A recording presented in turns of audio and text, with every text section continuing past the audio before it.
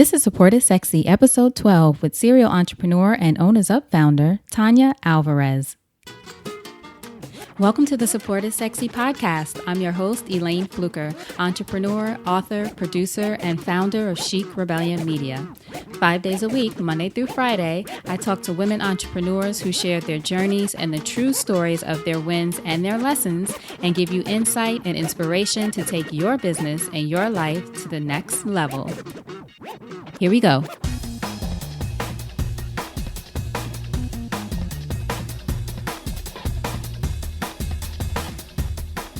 Hi, everyone. Welcome to a new episode of Support is Sexy. I am so happy to have you here because, as you know, it just would not be the same without you.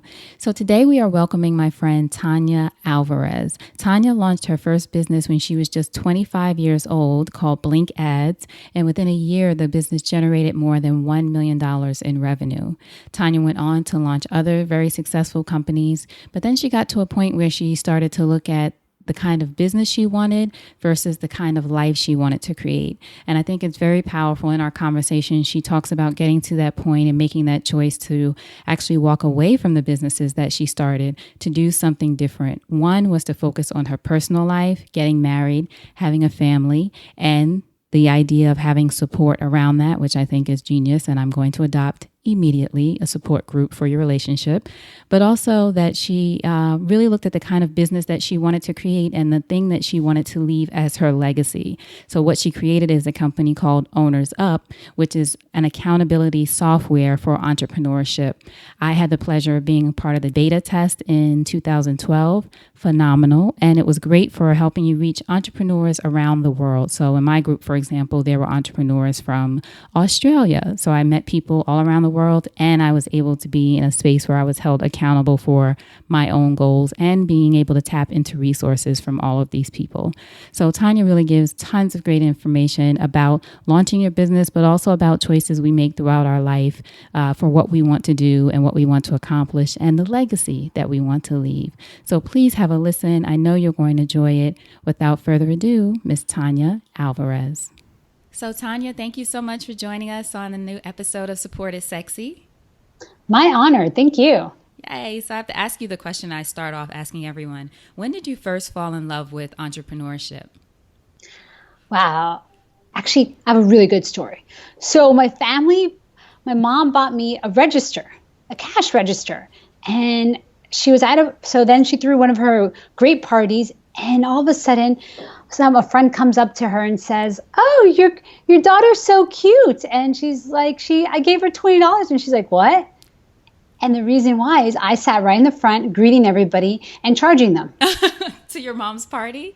Yeah. So I guess that was probably my first time being an entrepreneur right there. My mom was like, "Oh," and she ran over there and she's like, "No, you're only supposed to use play money." And I kind of looked at her like, why? Why would I use play money? Do you remember what made you even think to do that? Like, I'm going to charge for the price of admission. No, I had no clue. Maybe some sort of cartoon. No clue. But I knew, yeah, it was funny, the reactions of the guests, though. And they were like, "Here, yeah, sure." You get away with a lot. That's right. Now, you were born in New York and raised in Miami, right? Yes. So what was Tanya like as a child growing up in your beautiful Colombian family? Great question. It was more along the lines, so my oldest sister has osteogenesis imperfecta, which is brittle bones. And so I have two older sisters. And the reason why I say that is my sister never saw herself as disabled, right? Mm-hmm. She was always overcoming challenges. And so she was my role model. So to me, I didn't have the typical life. I was raised typical to society, but normal for me, right? And I was raised by a single mom and one who was raising 4 kids on her own. So it was nonstop. My mother would always tell us "Oh, you need to," nothing was ever a challenge. She would always push us, motivate us. And now knowing what a growth mindset is, she was already instilling that into us early age.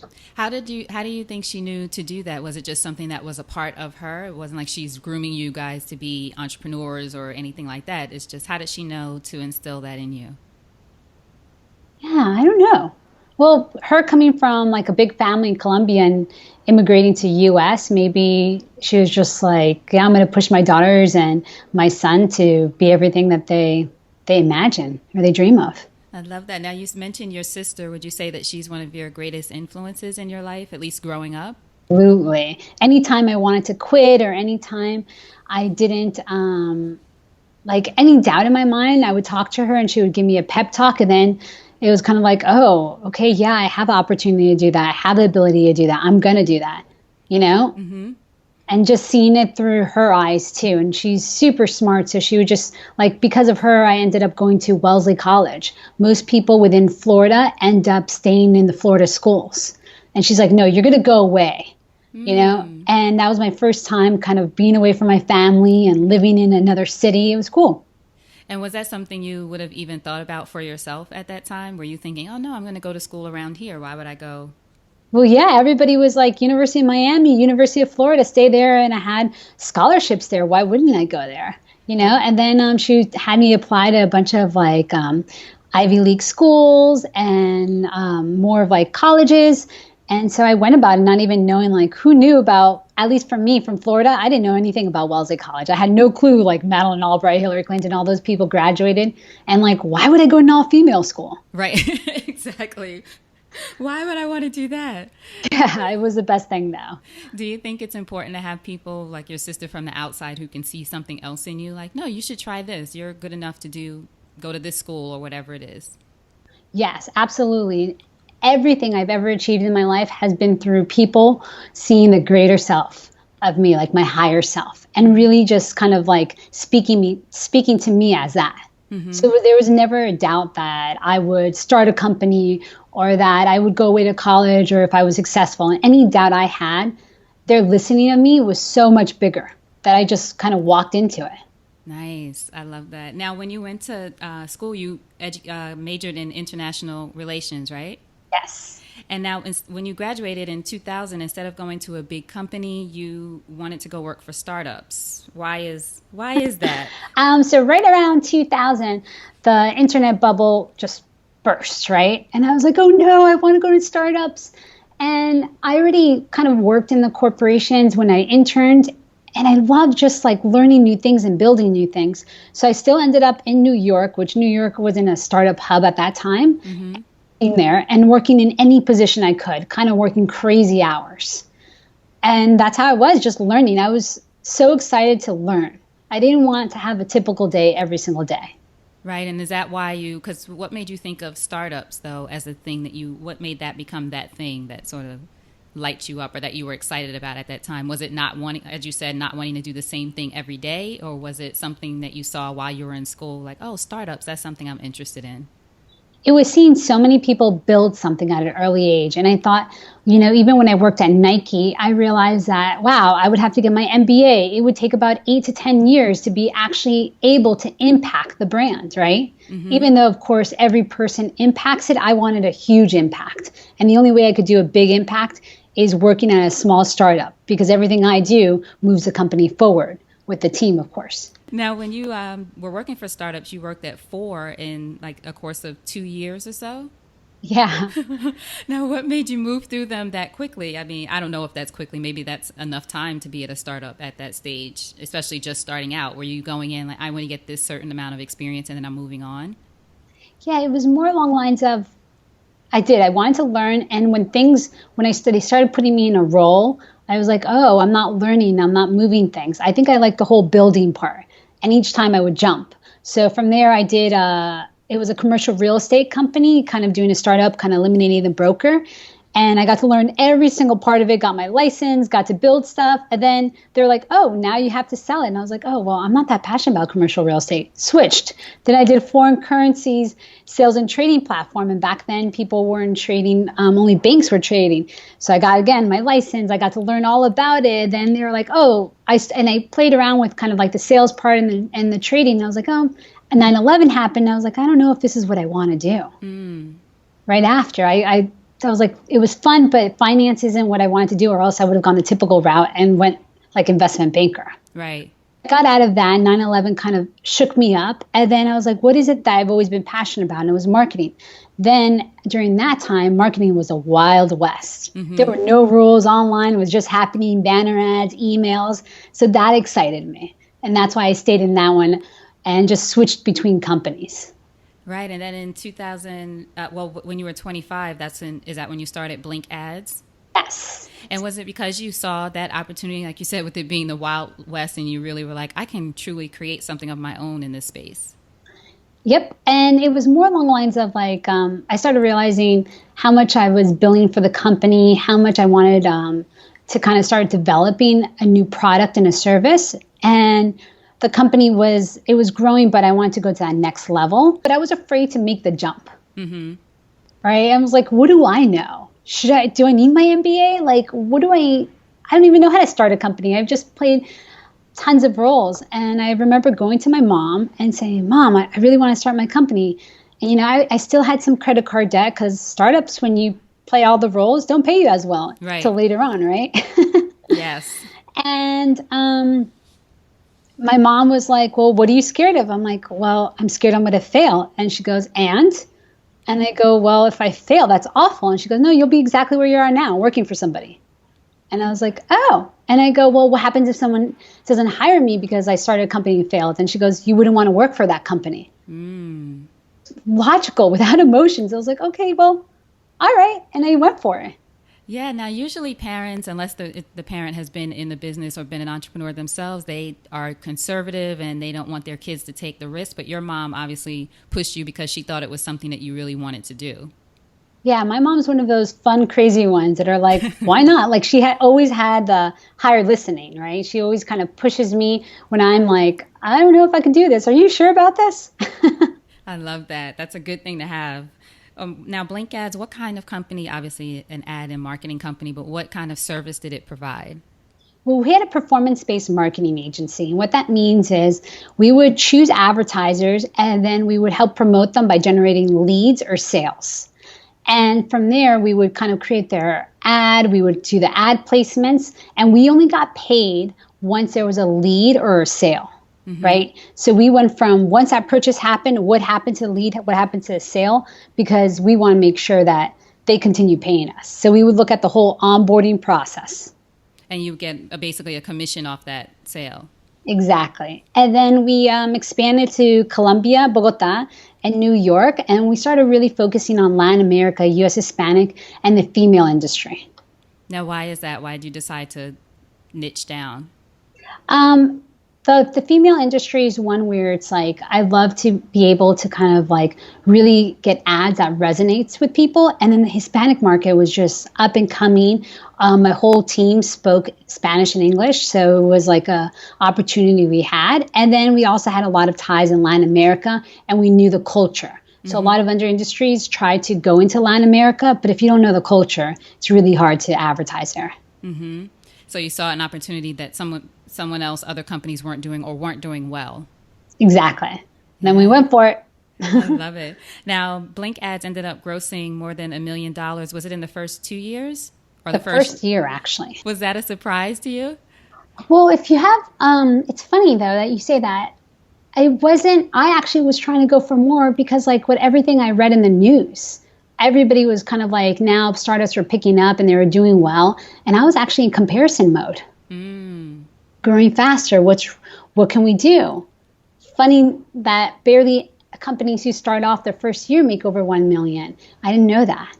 Right. So to me, I was kind of a little bit hard on myself. And now looking back, I was like, oh, wow, that wasn't bad.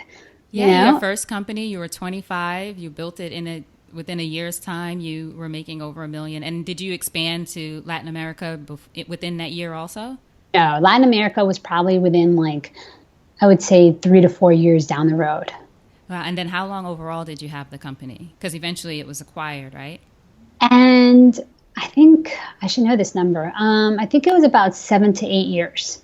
7 to 8 years. And then after that, you invested in other companies and raised money? Yes. So 2 other companies. One was a search company, and another one was a site that's called La Cosmopolatina. And it was targeted to Latinas, kind of a daily tip site for bilingual Latinas in the U.S. And then then also during that time, I still had Blink Ads as a partner at Spokesmoms.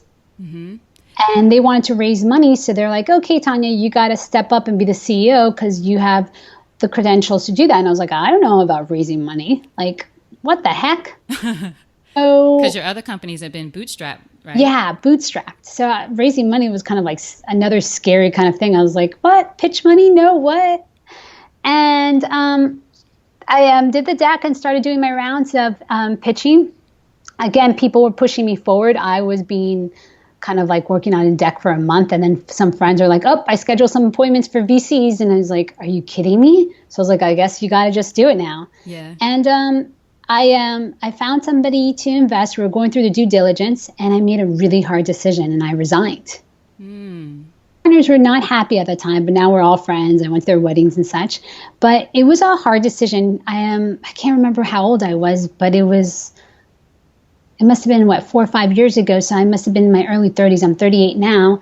And I didn't have time for relationships, and I really wanted to have a family later on. And the site was called Spokesmoms. It was all about moms. And I was like, wow, if I take someone's money, the rest of my life or the next 4 to 5 years is really about expanding, and I'm not going to have time to really kind of nurture what I really want at the end. And it was a soul searching process for me.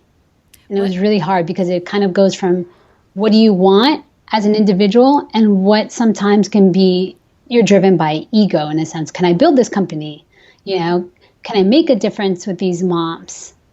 Right. And how did you know to be that aware in that moment? Because a lot of us, I think I was speaking to someone the other day just about being in my 20s, how it was about how much can I get as far as career, or how far can I get? And it was the hustle and doing all these things. And as I've gotten older, it's become, well, how much can I give? What can I offer to people and that kind of thing? But you were, early 30s at this time.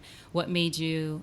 Obviously, it was a thought of wanting to have a family, but it still seemed like, especially in that moment, it was big of you to say, I don't want to do this, and in fact, I'm going to resign and leave.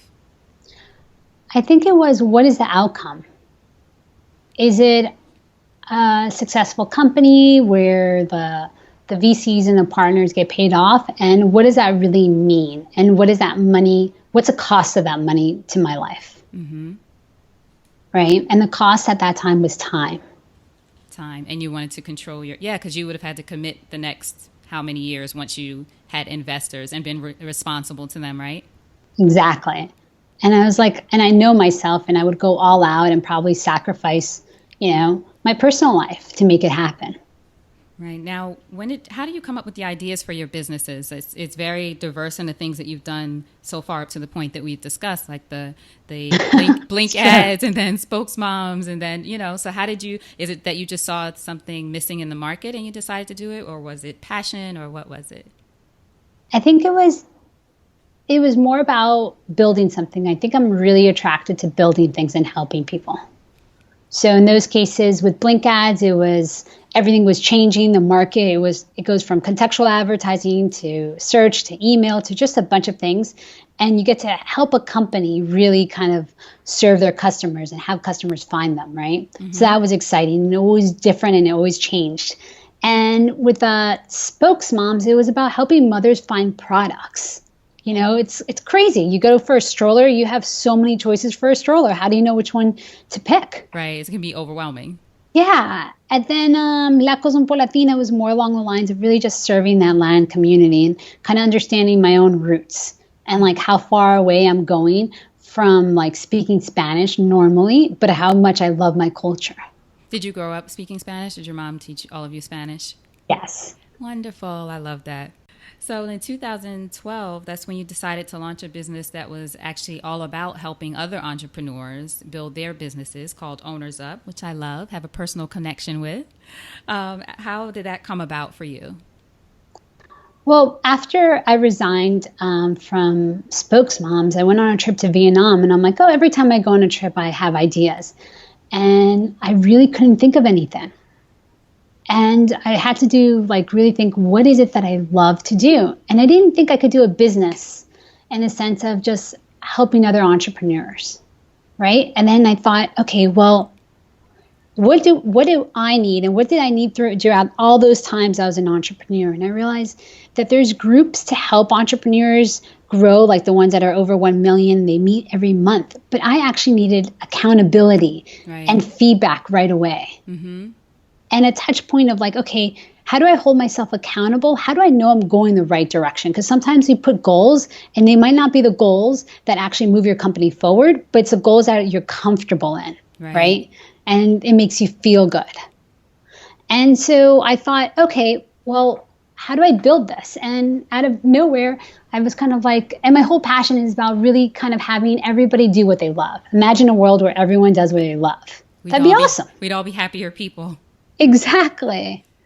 So what I ended up doing is putting entrepreneurs in groups of 5 with a facilitator. And then that's how it first started. And really kind of using, at that time, we used a technology Basecamp, kind of test it out before we built the technology. And we would have them state their goals and then every day kind of list what they accomplished and what lessons they learned, right? And then since we started seeing that people were more like engaged, kind of really kind of taking the time to review their days and really achieving their goals. And then we would do the 1 hour video call each week.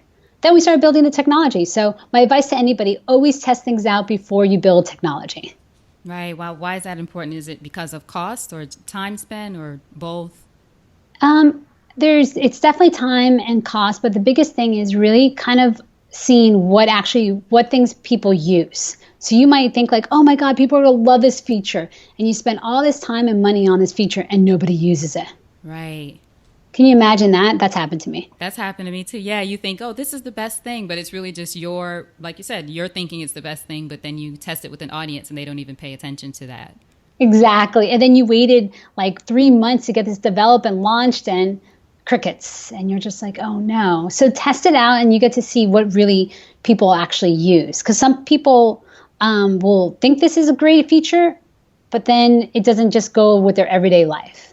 Right. Now, did you just sort of collect that data as you went along with the groups that you had involved in the early stages of Owners Up and just say these are things, the kind of seeing the patterns, I guess?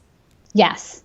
We would see what people actually used, what people needed to have reminders of, and what was how much accountability was too much or how much it was too little. Actually, there's never too much accountability, right? Exactly. Now, how did you go about finding the person who would help you build the software? Because making it a software was obviously part of what you wanted to do. How did you go about finding the right person to help you do that? Because you don't necessarily have a technical background. Yes. I actually first searched everywhere on the web to see if it already existed, right? Because I was like, okay, this is great. I don't have to build it. I really love helping other entrepreneurs. Is perfect if I can find the technology. And then I found I forgot what site it was. Maybe it was Quora or Reddit. And it was posted about somebody building accountability software. And I was like, oh my God, this is great. And they were still in beta. And so I reached out to them. And it so happens that they're both programmers, but they went on to other projects because actually, I don't know why. They went on to another project. I think it was just timing. So I reached out to them and I told them my idea. And then I brought Matt on board. I was so excited when he came on because he's a full stack developer. He's like the unicorn, right? Full stack developers, front end and back end. Right. At design too. I was like, no way. And he was so passionate about accountability. That's amazing. Now, I think it's interesting that one of the things you did was look out there for something that's already exists or something that someone you can sort of partner with on this technology. A lot of times as entrepreneurs, we want to reinvent the wheel or think it's important to be like, this is something that I created that has never been out in the world before, as opposed to doing one of the smart and strategic things you did was looking at, no, this might exist somewhere and it's someone I can partner with.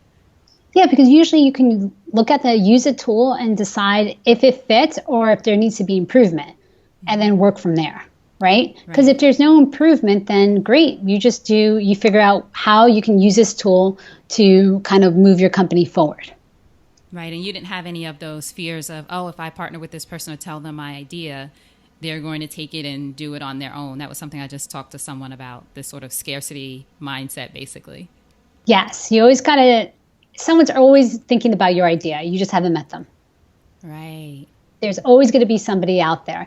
And there's enough room for everybody, right? Unless you're going to be like, you really just want to corner the market and be like a Google and everything, then you definitely need venture capital. But for me, I always come from bootstrapping and then growing from there. And one thing is choosing what kind of lifestyle you want. A lot of people want to grow a company to the millions, but some people don't know what it takes and what their lifestyle is going to be. There's a lot of people who, kind of now, like the 4-hour work week, or they're barely working, but they put in a lot of years to make that happen. And Right. I think that's kind of like what the media kind of messes up for everybody, that entrepreneurs are like, oh yeah, I'm just going to start it. I'm going to barely work. And it's like, no, it doesn't work like that. Right, exactly. Even when you get to the point where other people are handling the business for you, you still have to be involved and engaged in some way. Exactly.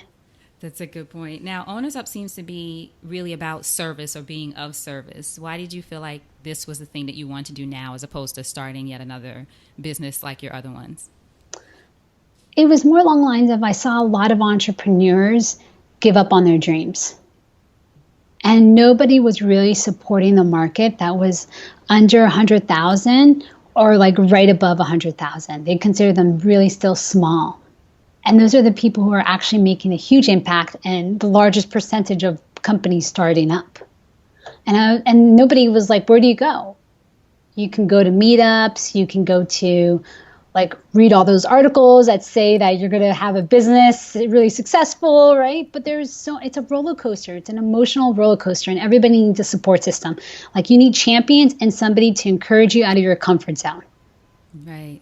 I love that. Now, how do you see Owners Up evolving? How has it evolved so far? And what's your vision for it? Like you said, some people look at, they want to grow something into $1 billion company, but what is your vision for it, especially as relates to the life that you want? I see it as more about really allowing entrepreneurs to come in there and get the support and not give up on their dream and not plateau. Because there's a lot of times when you end up being an entrepreneur, say you're at the 1 million, and the 1 million is kind of a crazy time when you need to hire people and you almost become a slave to your company if you don't have systems. Right? And you have no clue where to go. And you wonder if anybody else is experiencing this. So I want it to be a place where entrepreneurs can actually get results and grow their company and do the whole reason why they started a company is because they love what they were doing. Mm-hmm. Continue to making that a love and not feeling like a slave or a burden or like, what the heck. Right. And the overall big picture is just to move the percentage of more companies succeeding, because companies fail within the first 5 years. Right. Now, do you still have it set up whereas people have to do certain or commit to doing certain tasks each week and then you check in to see the progress? Is the software developed in that way? Or? Yes. And then if they don't complete their goal, we have a thing called rejection therapy. Uh-oh. What's rejection therapy?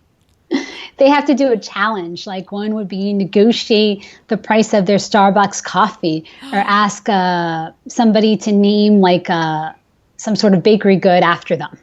Oh my gosh. I'm used to getting the name no. Like, no means nothing. Right. No is just, as I say, no is just a part of the process. Exactly. And then that helps them to kind of actually dream bigger, do bigger, and like really serve more people. Right. Now, the website for it is ownersup.com, and I'll put the link in the show notes so everyone can go to it. But one thing to note, it is still through application only, right? Because you're very selective of who you want to have in the groups.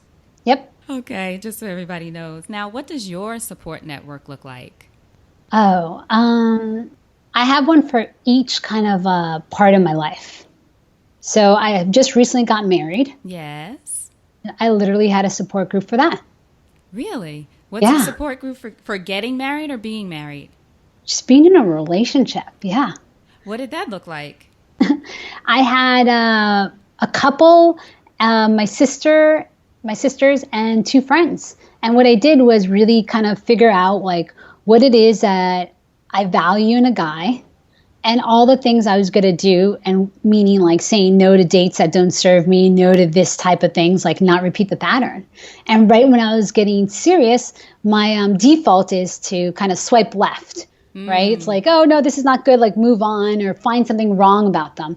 And what they did was hold me to being like, this is just your default. This is like what you're scared of. So instead of swiping left, would you consult with them and say, hey, I'm having that feeling again. What should I do? Should I stay or should I swipe left?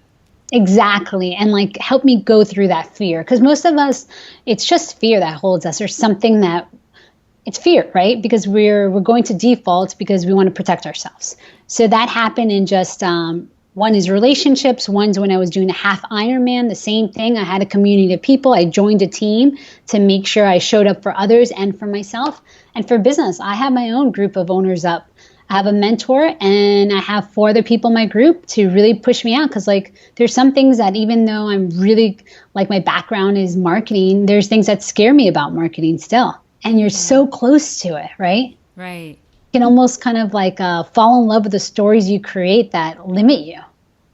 Wow. Now, how did you know with the relationship one especially, but in all of the support networks that you have set up with being an athlete and all those things, what made you say, I know I need support around these things? Is it just because that's how your life has been and when you've been the most successful, when you've had support?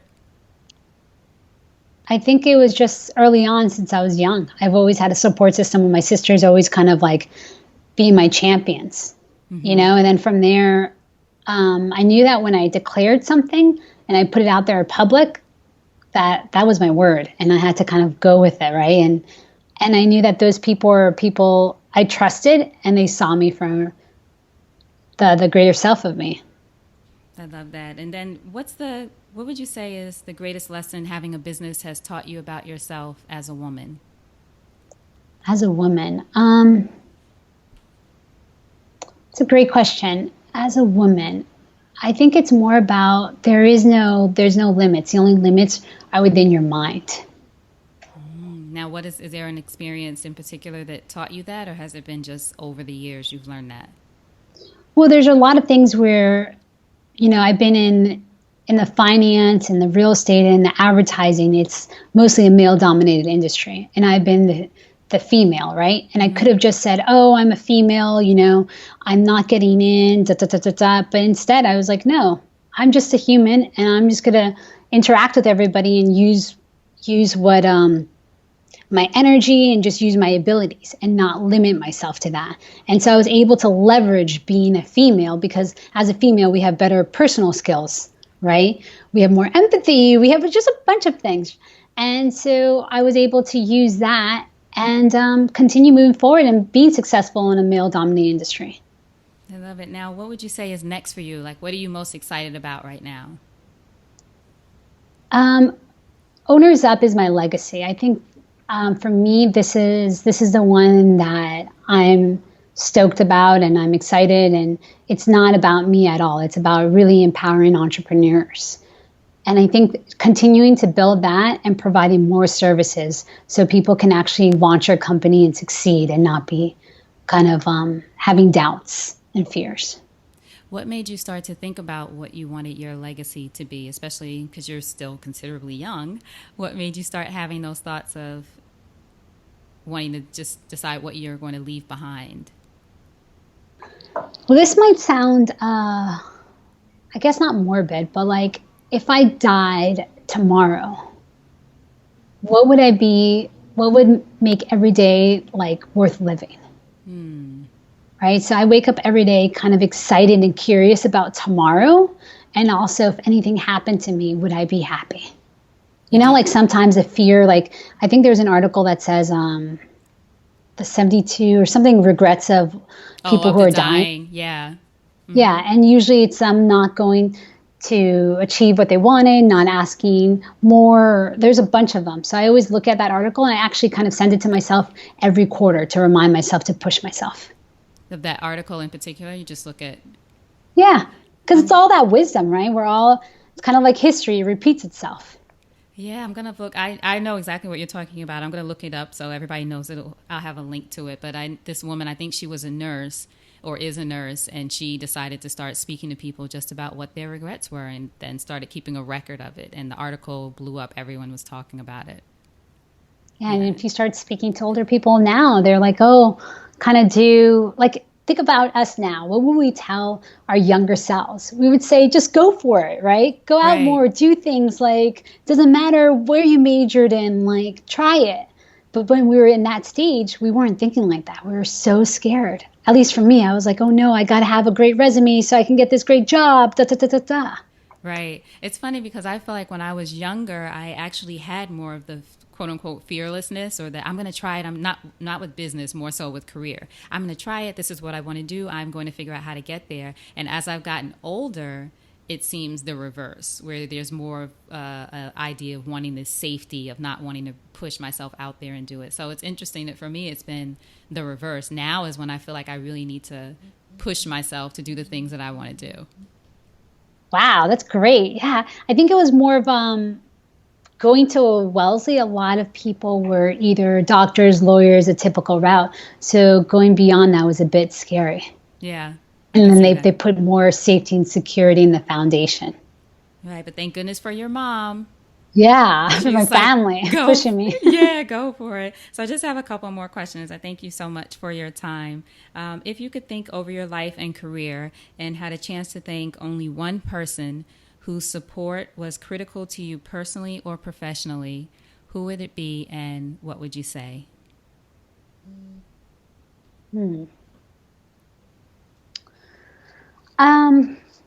Wow, one person. It's never one person. I think it would be my sister, Natasha. So, and I would thank her for just believing me and pushing me, but specifically one moment. So I till this day, I don't know what learning disability I have. I believe I had dyslexia. And when I was young, they wanted to put me in basic classes. Mm-hmm. My sister rolls up in her wheelchair, pushing, and she's like, no, no, no. My sister, by the way, is like about 8 years older than me, and rolls up and pushes and talks to them and says, no, she's not going to that. And they put me into AP classes. And I ended up acing AP classes, but it was a mindset. And I had no clue that really that happened and if I had a learning disability or not. But believing what you have, right? If somebody tells you you're tired or you start believing it, that's what you end up becoming. So she always made sure that my mindset was being able to achieve anything. And then, of course, I had my mom, my other sisters, and my whole family. But I really strongly believe that. And for her, it's like, she's always been in a wheelchair. She doesn't see herself. There is no limits for her. She doesn't see herself as disabled at all because she's not. She has a very able body. So from that, I thank her for really just kind of putting that, just helping me grow up with that and really encouraging me that, because who knows, I probably would be kind of scared thinking, I don't know what that life would be like, actually. That is amazing. And the fact that out of all your family, I'm sure they were all there for you, but it was your sister who was in the wheelchair who seems to always take up for you and push you. Mm-hmm. I don't know if you've ever had that scenario, but when you had something and someone pushes you back or like when you're in school or maybe you got demoted, and that could actually like block you from achieving other things. And if you really believe completely derail you. Yeah.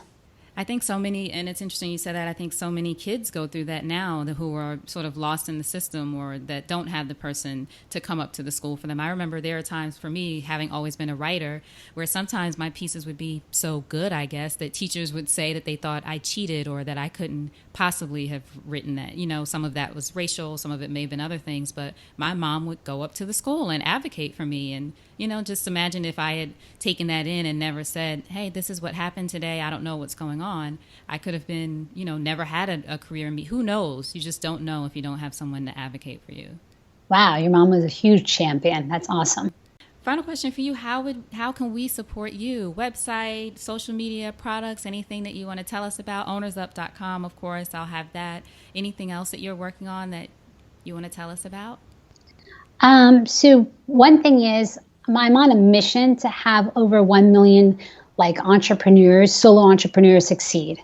So anything like you guys, there's for your podcast, you can do Owners Up free trial, and it's a 1 month free trial. So that'd be awesome. And really, if you're a solo entrepreneur, you're service-based, you've been in business 1 year, totally check it out.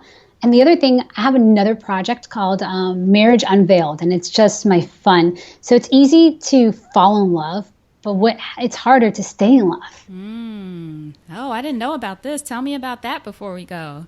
And Marriage Unveiled is it's an Instagram. And what we're doing is we're taking pictures of couples and asking couples who've been married or in a partnership for longer than 10 years, what is one tip that they would give? And that it's Marriage Unveiled on Instagram? Yes. Okay, I'll link to that. And how did that come about? Is it just having been married now for you and just going through the process? Journey beforehand, before I even got married, I was so curious, and it was one of my first questions I would ask a couple if they've been married for a while. please tell me, what is your secret? What should I know? How do you find the people? Do you see them on the street, sort of like Humans of New York, or is it people you reach out to? Anytime I'm at a party, networking, or just overall, if I see like a couple that's loving, I'll just ask them. Oh my gosh, I love that. And is this something you're doing yourself, sort of as a fun? Yeah, I started myself, and now I have my husband also kind of joining me in this process. And what we really found out is it's really about acknowledging one another and seeing the best for them. It's so easy to see the worst part in somebody, like, oh, you didn't do this, you didn't do that. And that's all we're thinking about. But really kind of like acknowledging them for everything, the little things. I love that. My parents just celebrated yesterday their 66th anniversary. Oh, that's awesome. I don't even understand. I'm going to have to take a picture of them and interview them. Oh, sure. I can send you some pictures. Yeah, but they definitely would talk about it. My dad says something like, just keep saying yes, or he says something silly. But it's very interesting to talk to them about how just having a relationship that long, I can barely wrap my mind around it.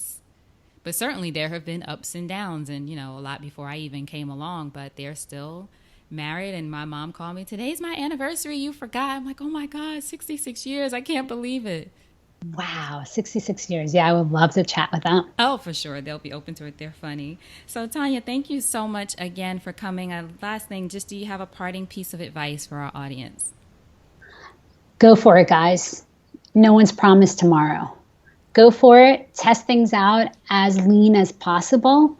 And always, always have a community of people encouraging you and being your champions. Because without people pushing you forward, you're kind of stuck with whatever thoughts that come up for you. And sometimes, unfortunately, we have those thoughts that are negative, and you have to have champions to push you forward. So always create a community around you. I love it. Tanya, thank you so much. Hold on for 1 second, okay? All right. Thank you so much for listening to that episode of the Support is Sexy podcast. And I do hope that you got some inspiration from it. And the challenge is for you to do at least one thing. Take one thing from the episode, at least one thing. You can always do more, but at least one thing that will help you move one step closer to your dream. Whether that's launching a business, writing a book, whatever that thing is that you want to do, take something from this episode and move one step closer. And what I'll also ask of you, if you can tell me what you think about the episodes, what we've been doing, what you want to hear, what you like, what you experience while you're listening, go over to iTunes, leave us a review, and let me know what's going on. What are you thinking? What are you feeling about the show? What else can I do to be of service to you, which is what this is all about, to be of support to you. That's our buzzword, right? You can also go to my website, elaynefluker.com/podcast. So that's ELAYNEFLUKER.com/podcast. Hear more episodes there. Also have a bunch of great videos, tons of information. It's where I'm going to be spending a lot of time, and it's where I love to connect with you. So again, thank you so much for listening. I truly appreciate you and your support. And the most important thing I want you to remember is having it all does not mean doing it all alone. So now, go out there and create something sexy, and I'll talk to you soon. Take care.